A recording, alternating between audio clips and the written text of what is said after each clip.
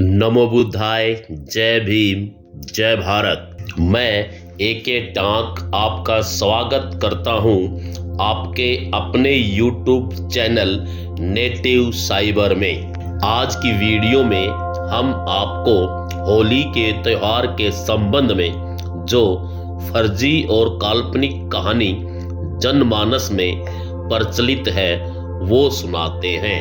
हो सकता है कि आपने ये नकली कहानी पहले सुन रखी हो, लेकिन प्लीज मेरे कहने से एक बार फिर से सुन लीजिए, क्योंकि कहानी के अंत में कहानी से संबंधित कुछ मुख्य पहलू हम इस वीडियो में चर्चा करेंगे। आपने इस कहानी से संबंधित उन सभी मुख्य पहलुओं को भी सुनना है। इस कहानी से संबंधित उन सभी मुख्य पहलुओं को सुनने के बाद हो सकता है कि आपकी भी सोच बदल जाए और आपको भी लगने लगे कि होली के संबंध में प्रचलित ये कहानी झूठी है। तो चलिए कहानी शुरू करते हैं। प्राचीन समय में कश्यप नाम का एक असुर राजा था। उनकी पत्नी का नाम दीति था।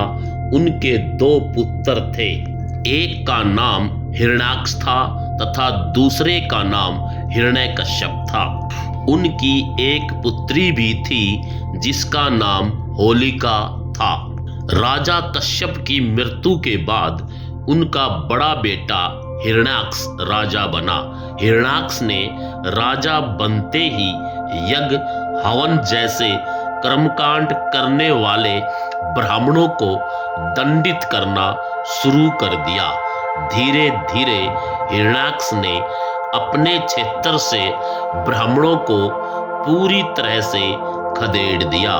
ब्राह्मण दौड़े दौड़े ब्रह्मा के पास गए और ब्रह्मा को बताया कि हिरण्याक्ष धरती को लेकर समुद्र में छिप गया है, आप हमारी सहायता कीजिए।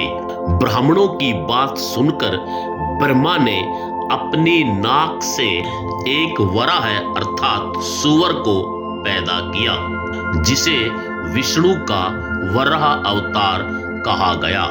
विष्णु के इस रूप की सभी देवताओं और ब्राह्मणों ने स्तुति की और अपनी व्याख्या उनको सुनाई।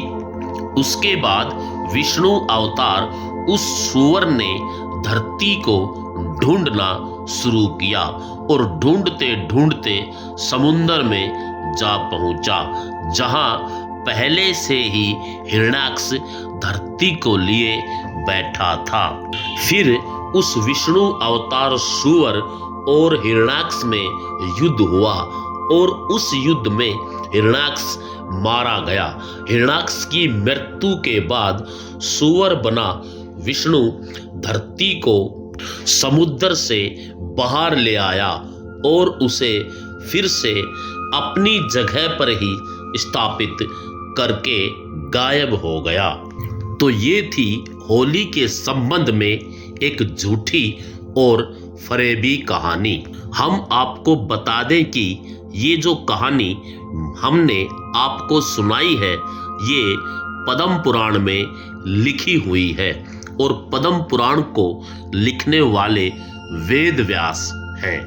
अब हम इस कहानी के कुछ प्रमुख पहलुओं पर गौर करते हैं। जैसे कि हिरण्याक्ष एक असुर राजा है जिसे यज्ञ हवन बिल्कुल पसंद नहीं है और वो यज्ञ हवन करने वालों को अपने राज्य से खदेड़ देते हैं। तो पहले आप ये जान ले कि असुर कौन होते थे, अर्थात असुर किसे कहा जाता था। आज के समय में जो भी SC ST OBC हैं उनके पूर्वज असुर दैत्य राक्षस कहे जाते थे और कहानी में साफ लिखा है कि हिरण्याक्ष असुर राजा था जिसे यज्ञ हवन जैसे कर्मकांड बिल्कुल भी पसंद नहीं थे। इसका मतलब असुरों को यानी के आज के SC ST OBC के पूर्वजों को यज्ञ हवन जैसे कर्मकांड पसंद नहीं थे। इसलिए उन्होंने अपने क्षेत्र से ब्राह्मणों को भगा दिया था, क्योंकि ब्राह्मण यज्ञ हवन जैसे कर्मकांड करते थे।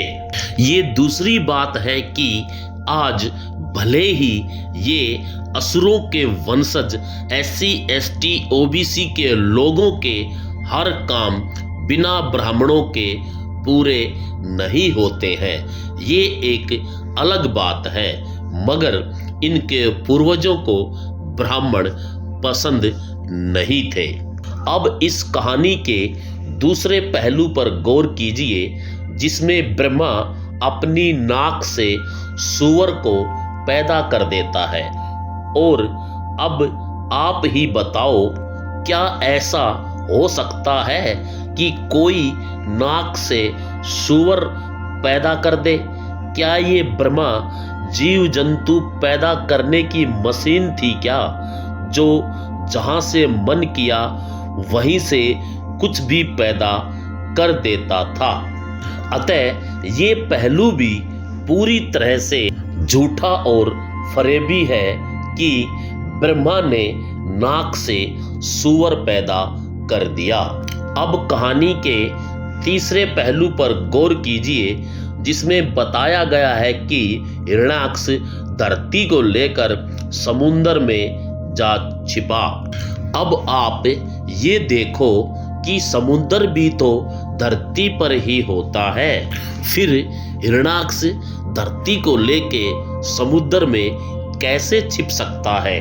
और विष्णु बना सूअर धरती को खोजते खोजते जब समुद्र में गया तो उस समय भी तो वो सूअर धरती पर ही तो चल रहा होगा।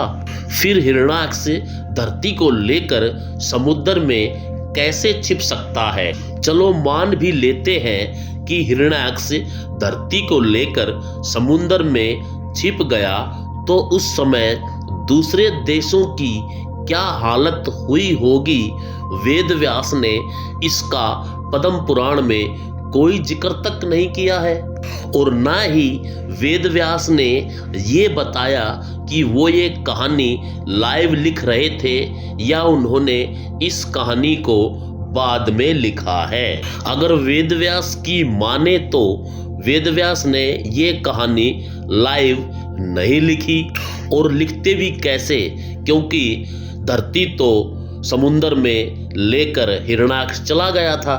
अब समुद्र में बैठकर कोई कहानी थोड़ी लिख सकता है। और अगर ये मान लिया जाए कि वेदव्यास ने ये कहानी बाद में लिखी है, तो वेदव्यास ने पद्म पुराण में कहीं भी ये नहीं लिखा कि उसको ये कहानी किसने बताई। अतः कहानी का ये सार भी पूरी तरह से गपोड़ और फर्जी है, क्योंकि जब हिरण्याक्ष धरती को लेकर समुद्र में घुस चुका था तो उस समय ये ब्राह्मण कहाँ थे जो ब्रह्मा को शिकायत करने गए थे?